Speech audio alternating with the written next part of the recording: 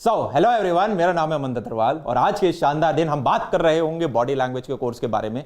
अब आपको वो मोटी मोटी किताबें नहीं पढ़नी पड़ेंगी। अगले 20 से 25 मिनट अगर आप धैर्यपूर्वक सुनते हो तो मेरा पूरा प्रयत्न रहेगा कि आपको लाखों करोड़ों का फायदा हो रहा हो। बहुत ही अंडररेटेड टॉपिक है, पर जितना हम अपने मुंह से नहीं बोलते उससे कई ज्यादा हमारा शरीर मैसेजेस दे रहा होता है भारी दुनिया को। उदाहरण के तौर पे अगर आप ह्यूमंस को कंपेयर करोगे बाकी किसी भी प्रजाति से, वो सब इतने अच्छे से बोल नहीं पाते हैं, अपनी आवाज को कंट्रोल नहीं कर पाते हैं, पिच ऊपर नीचे नहीं कर पाते हैं। इनफैक्ट हम अपने क्लोजेस्ट नेबर चिंपैंजीज की भी बात करें तो वो ह्यूमंस की तरह बात नहीं कर पाते हैं, पर फिर भी वो अपनी कम्युनिटी में सारे मैसेजेस शेयर करते हैं अपनी बॉडी लैंग्वेज को यूज करके।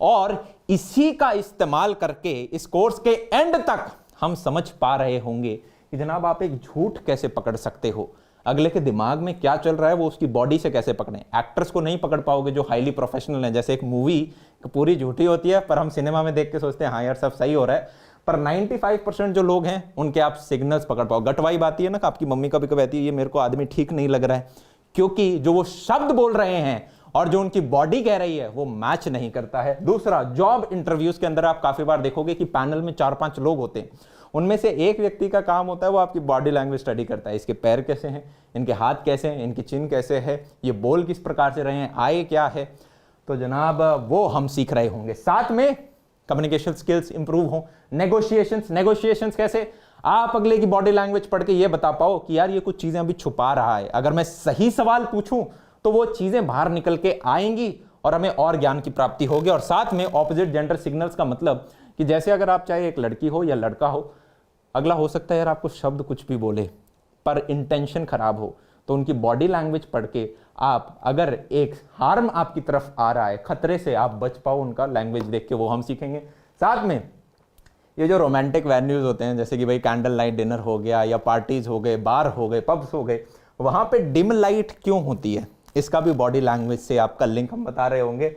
और लास्ट में मेन और वुमेन दोनों में से एक अच्छा लायर कौन होता है, प्रॉपर सब रिसर्च बेस्ड होने वाला है। इसका मतलब होता है ओके सिंबल, पर जापान में इसका मतलब होता है मनी, फ्रेंच में जाओगे तो इसका मतलब होता है जीरो, और अगर आप जनाब ब्राजील गए तो वहां इसका मतलब एक इंसल्ट होती है। ये जो है हम बोलते हैं इसको यो, ठीक है, गाने वाने में इस्तेमाल होता है इसका, अमेरिका में फुटबॉल में इसका इस्तेमाल किया जाता है, और इटली में अगर आप इसका इस्तेमाल करते हैं तो आपको जेल हो सकती है।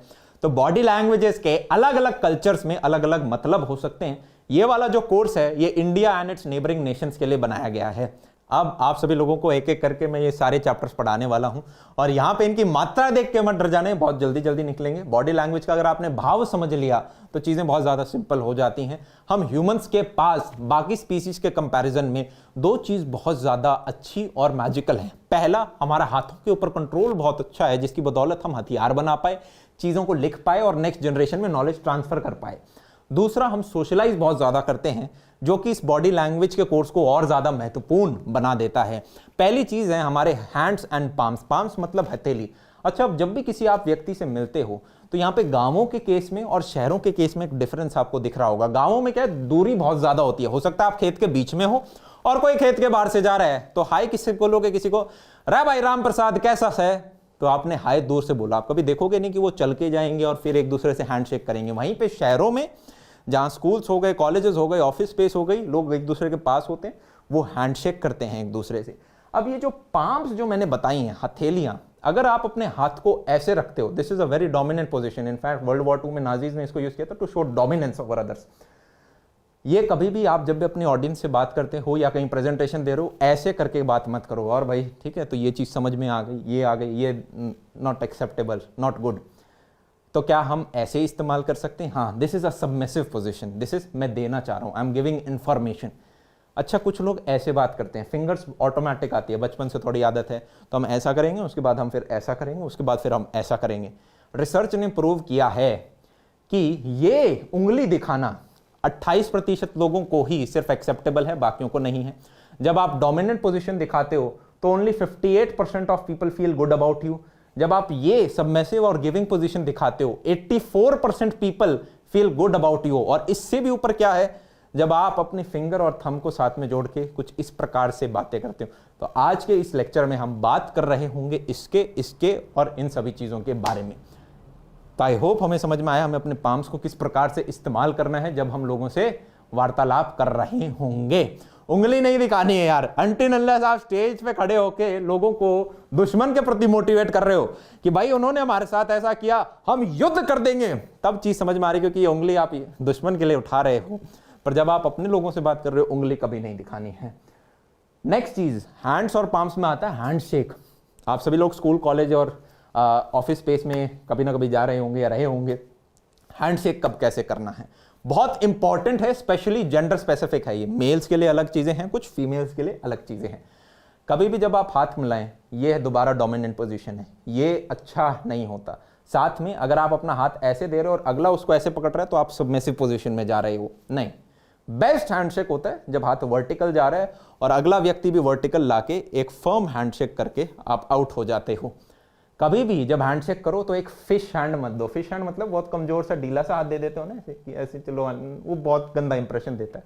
इसका एकदम विपरीत कि भाई रो चलो आज तो हाथ ही तोड़ देते हैं, बहुत ये गई खाया हमने, आज नहीं छोड़ेंगे अगले को। नहीं, हाथ पकड़ा और तोड़ दिया, ठीक है, इतना जोर से दबाया कि अगला कह रहा है यार यार बहुत उंगलियां दब गई मेरी सारी।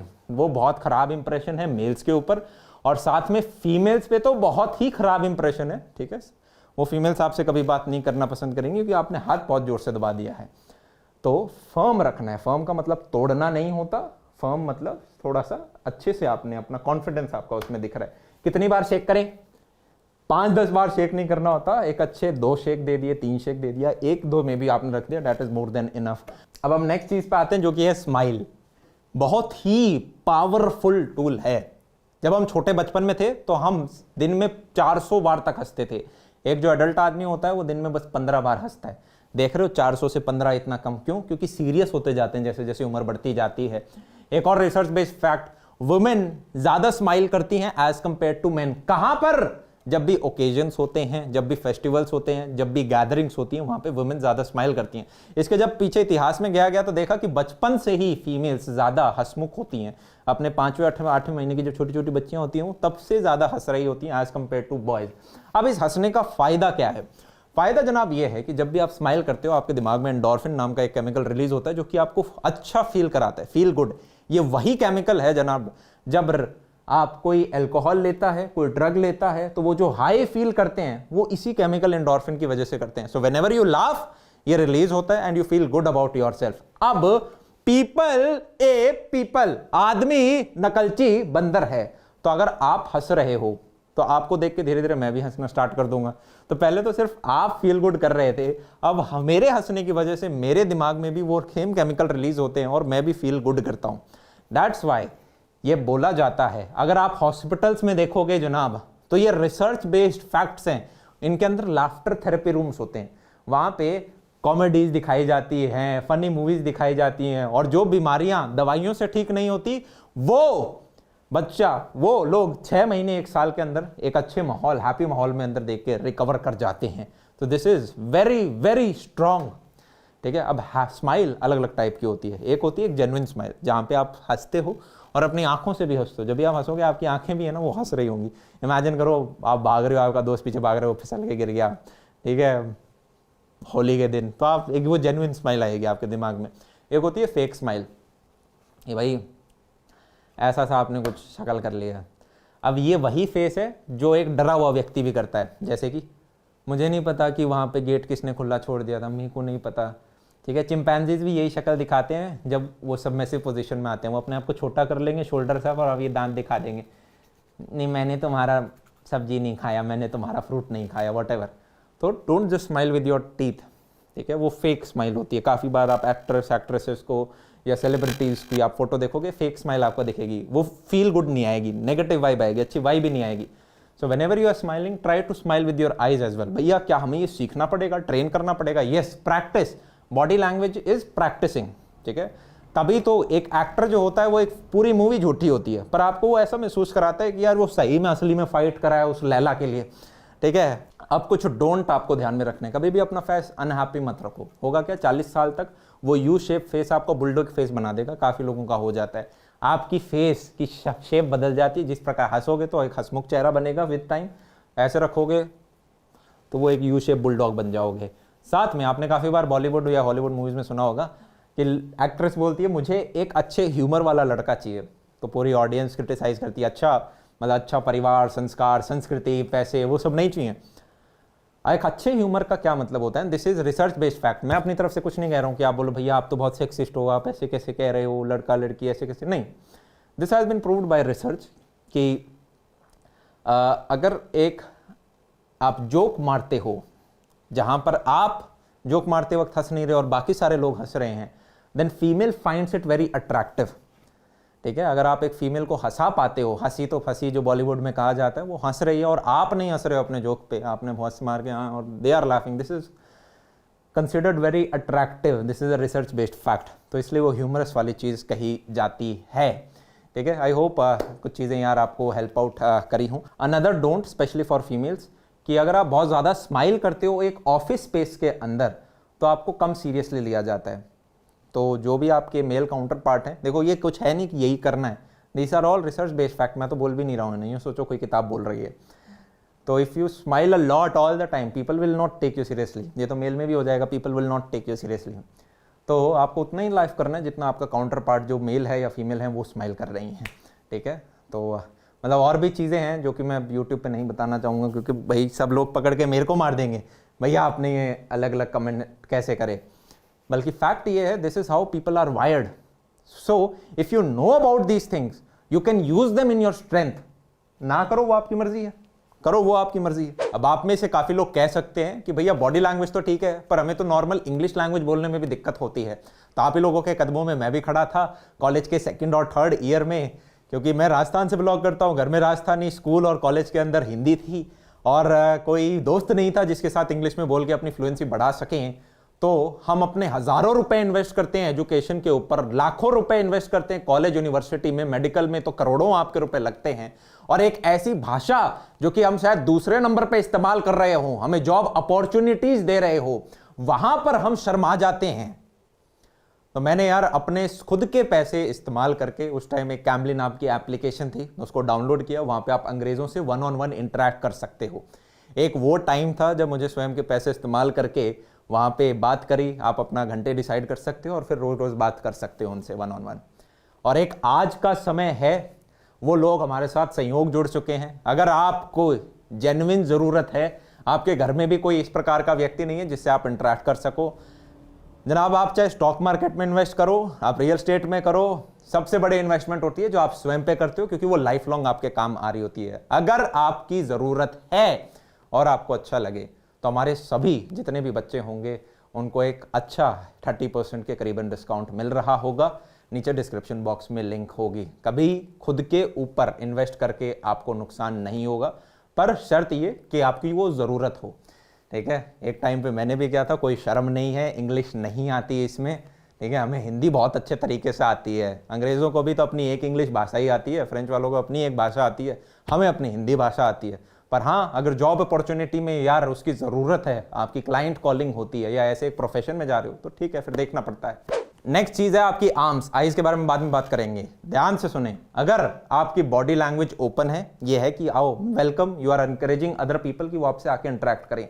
अगर आपकी बॉडी क्लोज है, क्लोज मतलब आपने ये कर रखा है, आपने ये कर रखा है, आपने ये कर रखा है, आपने ये कर रखा है, आपने ये कर रखा है, आपने ये कर रखा है, आपने ये नीचे ले जाके कर रखा है, These all reduce your credibility। आपकी क्रेडिबिलिटी रिड्यूस हो जाती है, आपके अंदर में से एक नेगेटिव भाव लिया जाता है। इनफैक्ट अगर एक स्पीकर है, एक टीचर है और वो पढ़ाते वक्त अपनी बॉडी लैंग्वेज ऐसे रखता है जनाब, तो जो सुनने वाले लोग हैं सबसे पहले उसकी ये बॉडी लैंग्वेज देख के उसे जज करना स्टार्ट कर देते हैं। और जब जज होते हैं तो क्या वो अपने मुंह से बोल रहा है वो भूल जाते हैं। तो ऐसे में उस लेक्चरर ने क्या पढ़ाया वो कम याद रहता है। ये भी एक रिसर्च बेस्ड फैक्ट है। अब आप में से काफी लोग बोलेंगे सर सर्दी लगे तो ठीक है यार, आप हिमालय के ऊपर बैठे हुए हैं, सर्दी है, कपड़े कम पहने, समझ में आता है। पर सर मेरे को ये कंफर्टेबल फील होता है, मुझे बहुत अच्छा लगता है, मैं ऐसे करता हूं तो इसलिए हाथ रखता हूं और कोई दिक्कत नहीं है। नहीं, हम अपने हाथ इसलिए ऐसे रख रहे हैं क्योंकि विद टाइम आपका हो सकता है बेसिक नेचर थोड़ा क्लोज्ड बन गया हो, आप बाकियों से इंटरेक्ट करना कम पसंद करते हो।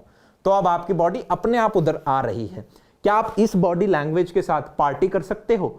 क्या आप ऐसे हाथ रख के खेल सकते हो, भाग सकते हो, हंस सकते हो, एंजॉय कर सकते हो? नहीं, आपको हाथ खोलने ही पड़ेंगे।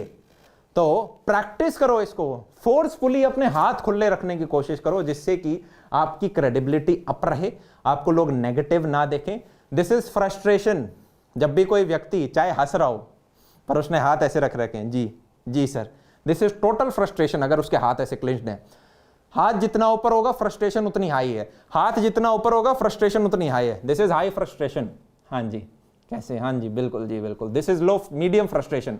हाथ ये नीचे चला गया, खड़े हुए हैं ऐसे, दिस इज लो फ्रस्ट्रेशन। अब एक और यहां पे ध्यान रखना, अनदर बॉडी साइन इज, आप हाथों को ऐसे रखते हो, ये आपके फिंगर्स हैं, आप इनको जोड़ के ऐसे करके बात कर रहे हो, स्लाइटली चिन अप। एक मीटिंग के अंदर आप बैठे हुए हो, कुर्सी पे बैठे हुए हो, and you are talking about your subject. This is a good sitting position. You are looked up with high credibility कि ये एक अच्छा सब्जेक्ट मैटर एक्सपर्ट है, he knows what he is talking about, और this is considered good. This body language is good. खुला रख सकते हो आप अपनी चीज़ों को, आप अपने हाथ को पीछे बांध भी सकते हो कि ये हाथ पीछे, जैसे स्टैंड एट ईज पोजीशन में होता है ना यार, उस पोजीशन में। This is also a very confident position. तो आप अपने हाथ खुले रख सकते हो, आप ऐसे बात कर सकते हो। ऐसे कभी नहीं करोगे, ऐसे भी नहीं करेंगे। और ध्यान रखो, अगर आप किसी से अगले व्यक्ति से बात कर रहे हो और उसने अपने हाथ ऐसे कर रखे हैं, मतलब वो आपसे कन्विंस नहीं है जो भी आप बात कर रहे हो। और इनफैक्ट अगर उसने हाथ बंद करके बगल में मुट्ठियां बना रखी हैं, इसका मतलब कि जनाब मुक्का पड़ सकता है आपके ऊपर, वो फिजिकली काफी एग्रेसिव हो सकता है। तो ऐसे में उससे थोड़ी दूरी बना ले और उससे क्या आप पूछने वाले हैं वो सोच समझ के पूछें, ठीक है? तो दिस बिकम्स वेरी इंपॉर्टेंट। अब इसी क्लोज बॉडी लैंग्वेज के अलग अलग और तरीके भी हैं। जैसे काफ़ी लोग होते हैं वो अपने हाथ आगे करके इस प्रकार से ऐसे पकड़ के ऐसे क्लोज कर लेते हैं, तो जो उनका सबसे वीकेस्ट पोर्शन होता है उसको वो एक तरह से प्रोटेक्ट कर रहे होते हैं। काफ़ी लोग होते हैं वो बात करते करते अपनी घड़ी के साथ खेलना स्टार्ट कर देंगे, या फिर कुछ होगा बटन वटन उसके साथ ऐसे करना स्टार्ट कर देंगे। This is also a closed end a nervous position.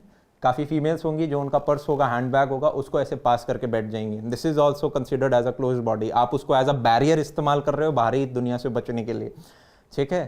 तो ये सारी छोटी छोटी चीज़ें हैं, पर इसका हमें ध्यान रखना है ना, हमें कोई बैरियर रखना है। बैग को आपने पकड़ के ऐसे खड़े हो गए, नहीं नहीं नहीं, आपको कंफर्टेबल नहीं लग रहा, दिस इज टेलिंग कि आप बात करने के लिए उतने उत्सुक नहीं हो, उतने ओपन व्यक्ति नहीं हो। इनफैक्ट अगर मैं चाय पी रहा हूं और चाय पीने के बाद मैं अपना हाथ ऐसे रख देता हूं, जैसे कि चाय पी रहा हूं और चाय के बाद अगला कप मैंने ऐसे हाथ को बैरियर की तरह, this is also closed body. हमेशा हाथ खुले रखने हैं। There should be nothing between you and the other person, that is considered as an open body.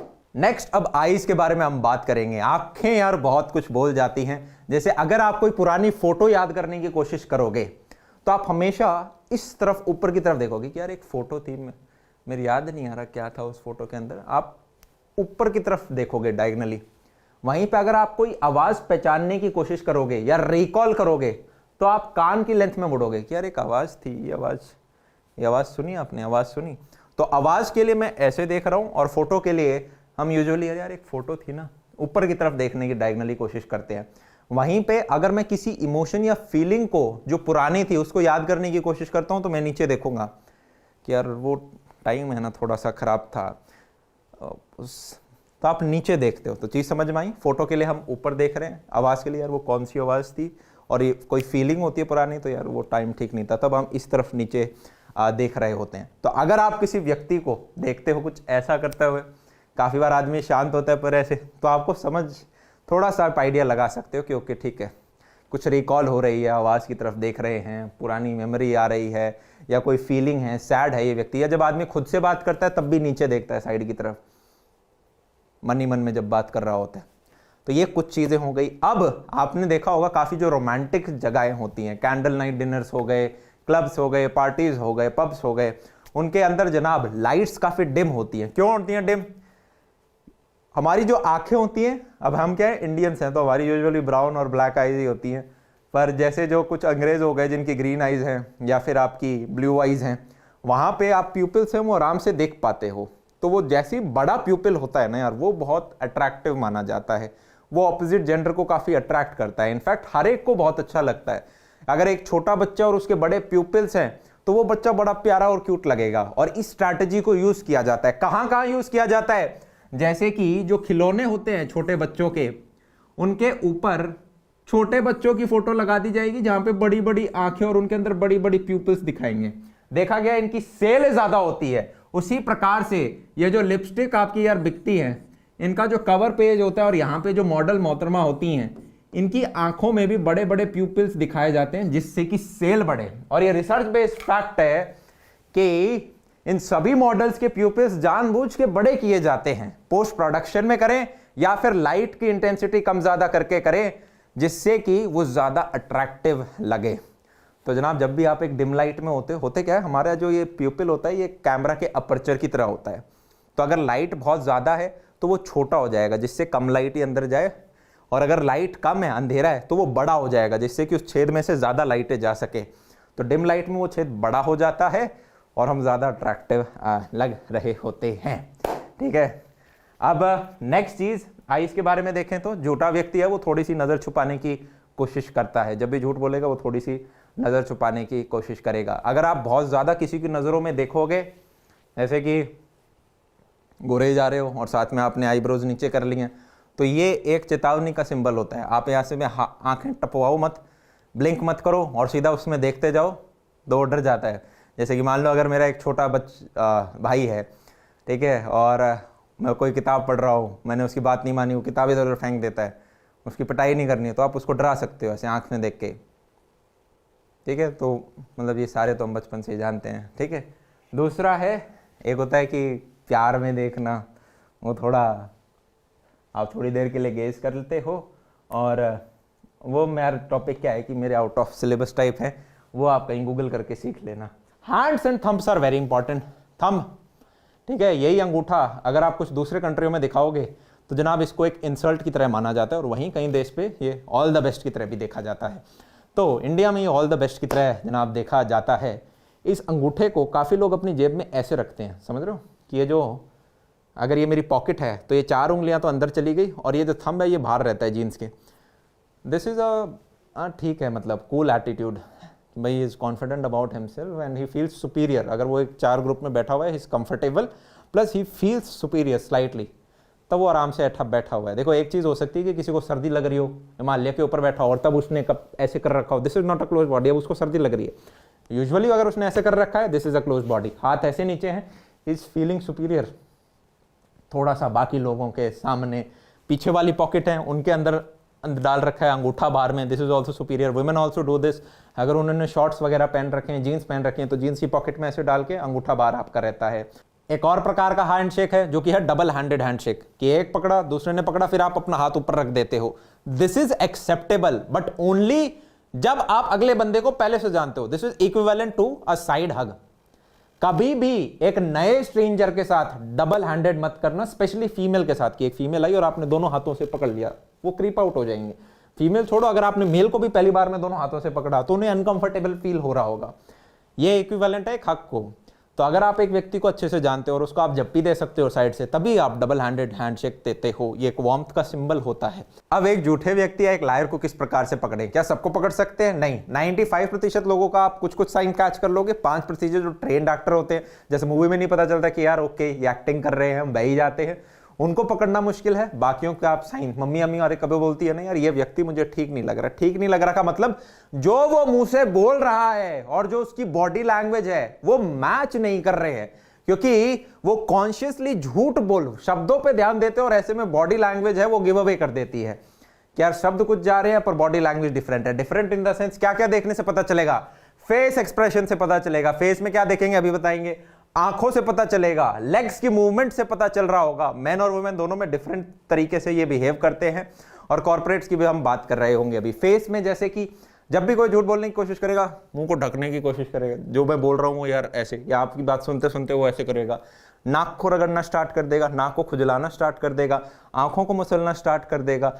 इस हाथ और मुंह के साथ कुछ जैसे कान के पीछे रगड़ना, हाँ यार ऐसा सा ही कुछ था, या एकदम से ऐसे यूं करने का, कान पकड़ लेगा, यूं सर के पीछे कुछ करने लग जाएगा। या फिर कभी कभी आप देखोगे स्प्लिट ऑफ अ सेकंड में, जब आप वीडियो रिकॉर्डिंग देखते हैं ना, और ऐसे व्यक्ति जो क्रिमिनल्स होते हैं जिनकी वीडियो रिकॉर्डिंग की जाती है देखने के लिए कि वो झूठ बोल रहे हैं क्या, तो देखा जाता है कि नॉर्मल आंखों को नहीं दिखता, वो जो एक ट्रेंड आंख है वो तो देख लेगी, पर नॉर्मल हम जैसे को देख पर स्प्लिट सेकंड के लिए ऐसे आंख होती हैं, ठीक है।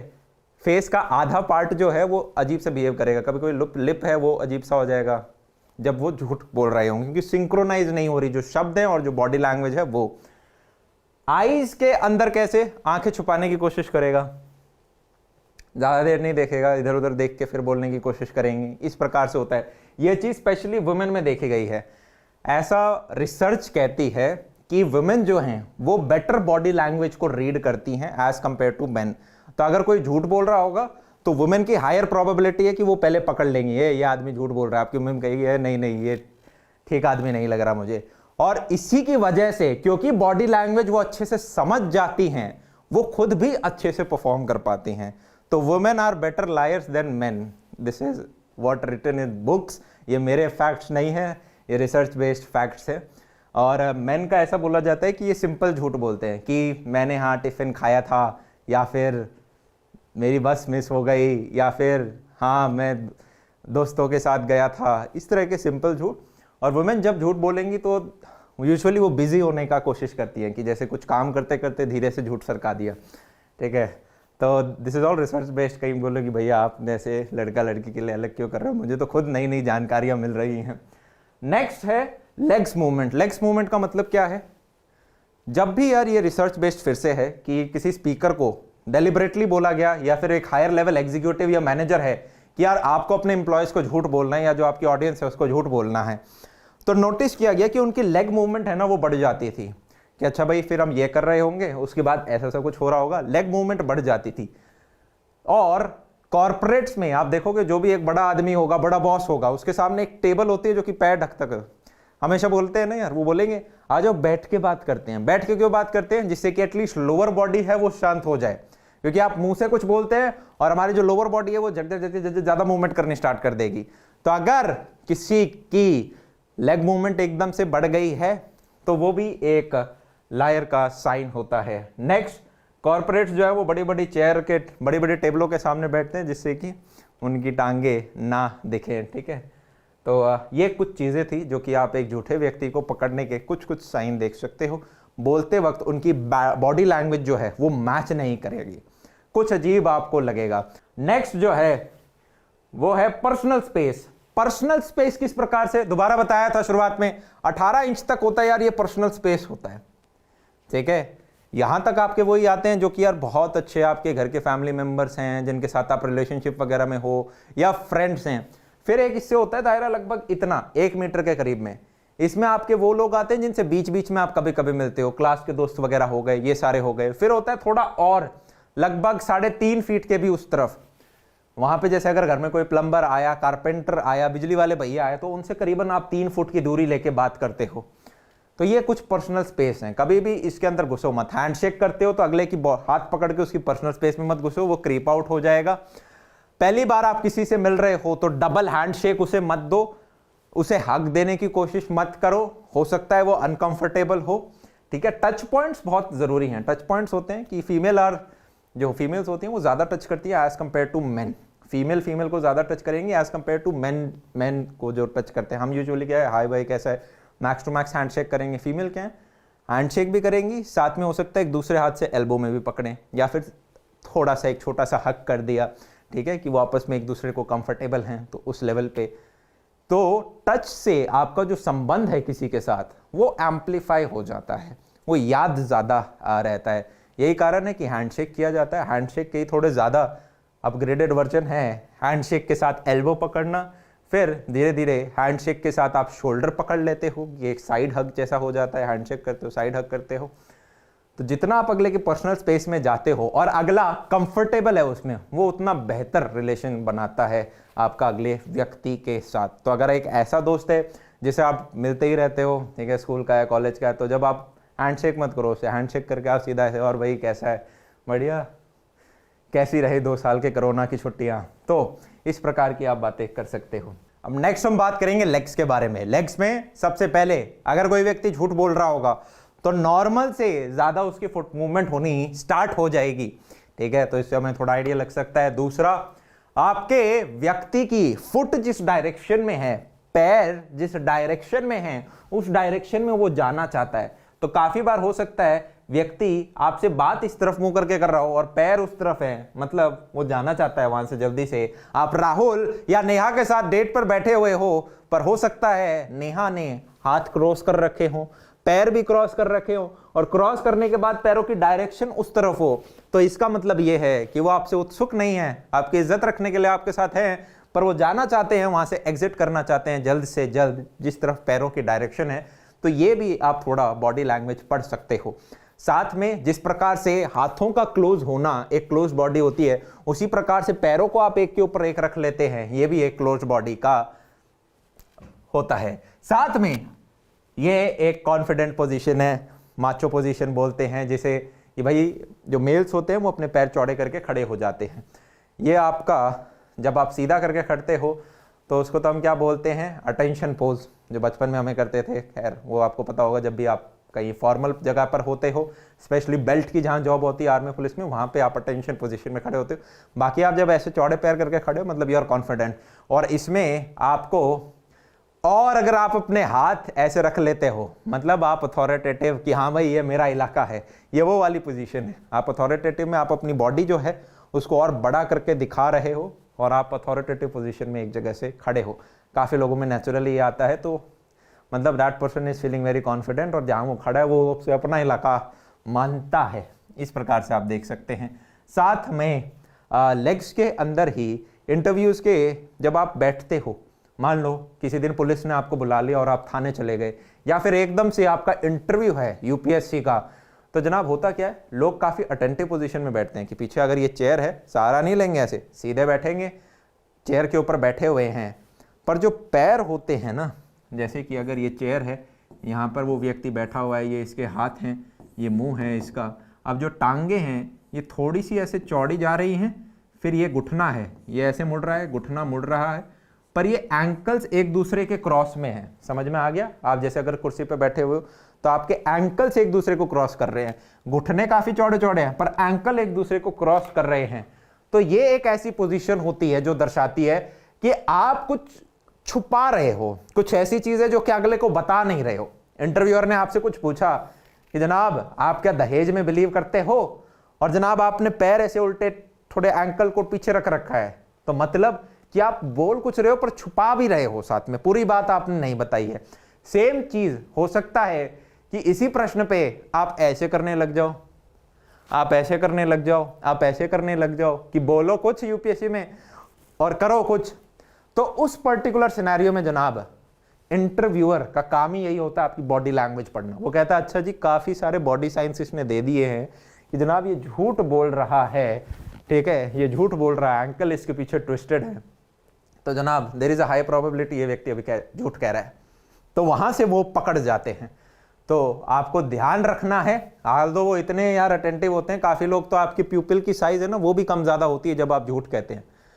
तो खैर उतना तो हम कॉन्शियस लेवल पे कंट्रोल नहीं कर सकते, पर कुछ चीजें अगर आप चाहें तो उन्हें ध्यान रख सकते हैं अगर आपका एक इंपॉर्टेंट इंटरव्यू है। तो जिस प्रकार से यार हमारी फुट एक पर्टिकुलर डायरेक्शन में करती है, हमारे हाथ भी हमेशा एक पर्टिकुलर डायरेक्शन में पॉइंट कर रहे होते हैं। तो ये स्पेशली गर्ल्स के लिए भी है और बॉयज दोनों ध्यान रख सकते हैं। स्पेशली गर्ल्स को ध्यान रखना चाहिए कि भाई अगर आपको कोई ऑपोजिट जेंडर अप्रोच कर रहा है, ठीक है, डायलेटेड प्यूपिल्स के साथ बड़े बड़े उसके प्यूपिल्स हो रखे हैं, अगर वो नोटिस नहीं होते तो बॉडी लैंग्वेज आप पकड़ सकते हो कि भाई उसकी फुट जो है वो टोटली आपकी तरफ है। साथ में काफी बार लोग क्या करते हैं, ये जैसे दोनों आपके हाथ हैं तो वो घुटने, आपका जो ये थंब है इसको तो जेब में रखेंगे, थंब को तो जेब में रखा और फिंगर्स को बाहर रखेंगे ऐसे। बहुत खराब बॉडी लैंग्वेज है ये। पैंट के अंदर इस प्रकार से बेल्ट के पास घुसा लेंगे, ठीक है, ये ऐसे है, बेल्ट के पास घुसा लेंगे और हाँ जी बात कर रहे हैं। वैसे वुमेन काफ़ी स्मार्ट होती हैं बॉडी लैंग्वेज रीड करने में, ऐसे व्यक्ति को वो ऑलरेडी खुद ही इग्नोर कर देती हैं। बाकी अब आप समझ गए हो कि यहाँ पे जो व्यक्ति की इंटेंशन है वो ठीक नहीं होती हैं, ठीक है। ये कुछ कुछ बेसिक चीज़ें जो मैंने कोशिश करी है काफ़ी ब्रीफ में आप सभी लोगों के साथ शेयर करने में, ठीक है। तो एक सबमिसिव होता है जनाब, एक आपका क्या होता है, डोमिनेटिंग होता है। डोमिनेटिंग में व्यक्ति अपने आप को बड़ा दिखाने की कोशिश कर रहा होगा, वो काफ़ी ज़्यादा कॉन्फिडेंट होगा अपनी चीज़ों के बारे में। इनफैक्ट पॉजिटिव वे में भी अगर आप किसी को चीज़ बोल रहे हो तो हम इस प्रकार से बातें कर रहे होते हैं, तो ये ऐसे व्यक्ति देखा जाता है who is a subject matter expert, who is confident, who knows what he is saying. और जब भी आप सबमिसिव एक पोजीशन में हो गए तो आप अपने वीक पोर्शन, जैसे कि एक कुत्ते के पैक के अंदर जो छोटा गुद्दा होता है वो अपनी गर्दन दिखा देता है, इस प्रकार से खोल देता है, उसी प्रकार से हम अपने नेक के एरिया ज़्यादा दिखाते हैं, या फिर हमारी पाम के अगर आप नीचे का सॉफ्ट पार्ट दिखाते हो। काफ़ी बार नेता होते हैं ना, वो बोलते हैं और भाई कैसे हो आप सभी लोग, ठीक है भाई, अरे भाई सारे बढ़िया। तो एक तरह से दिखाया जाता है that I am no threat, I am no threat. ये सबमिसिव है एक तरह से कि भाई मैं आपका कुछ बुरा करने नहीं आया हूँ। आपने पाम भी दिखा दी है और आपने रिस्ट का सॉफ्ट पार्ट भी दिखा दिया, हाय एवरीवन। तो ये कुछ ऐसे सिग्नल्स हैं जिनको आपने चाहे नहीं भी पढ़ा, आप सोचोगे वो कॉन्शियस सबकॉन्शियसली आपकी बॉडी सबको पता है। गट फीलिंग जिसे हम कहते हैं ना, हम अगले को पढ़ के बता देते हैं कि यार ये व्यक्ति ठीक है या नहीं, ये सबकॉन्शियसली हमारे अंदर इम्प्लांटेड है। इनफैक्ट काफी बार आपके ये पीछे के रोंगटे खड़े हो जाते होंगे, गर्दन के पीछे के रोंगटे, ये कभी कभी एक अच्छी मूवी या फिर इंडिया मैच जीत गया तब भी खड़े हो जाते हैं। कभी कभी एकदम से आपके ऊपर कोई कुत्ता भौंक गया या एकदम से आपको डर लगा कहीं बम फटा तब भी ये खड़े हो जाते। जब हम डरते हैं, सरप्राइज होते हैं, तब ये एकदम से खड़े हो जाते हैं आपके बाल। तो जनाब काफी बार आप नोटिस करोगे कि कुछ लोग है ना अपनी गर्दन पे ऐसे ही बीच बीच में मारते हैं। क्यों मारते हैं? जब उन्हें डर लगता है कि मान लो एकदम से बॉस ने बुला लिया, ठीक है, या उन्होंने गलती करी है तो टीचर ने बुला लिया, प्रिंसिपल ने बुला लिया, और वो उनके सामने खड़े होकर सर सॉरी सर गलती हो गई, आगे से नहीं करूँगा। वो क्या कर रहे होते हैं? वो सेंसेशन को दूर कर रहे होते हैं। मतलब वो अपने आप हाथ जाता है, जैसे ही लगा तो थोड़ा सा हाथ चला जाएगा। इसका मतलब वो व्यक्ति डरा हुआ है। जब वो अपनी गर्दन पे ऐसे ऐसे करता है मतलब वो व्यक्ति थोड़ा डरा हुआ है। तब तक के लिए जनाब Siya, have a good day. I hope ये जितनी भी चीज़ें हैं इनको सिर्फ एक बार नहीं यार, इस वीडियो को कोशिश करो थोड़े दिन बाद या आज शाम को ही दोबारा एक बार देख लेना, या कुछ आपने पॉइंटर्स या जितनी भी बॉडी लैंग्वेज हैं या एटलीस्ट अपने छोटे भाई बहन वगैरह के सामने एक बार प्रैक्टिस जरूर करो आप, ठीक है, किसी को बताओ, उससे आपका एक दो बार रिवीजन हो जाएगा तो वहां से सबकॉन्शियसली हमारे दिमाग में रहेगा। ये सिर्फ बाकी लोगों को कम्युनिकेट करने के लिए नहीं, साथ में अगले व्यक्ति को रीड करने में भी हमें हेल्प कर रही होती हैं।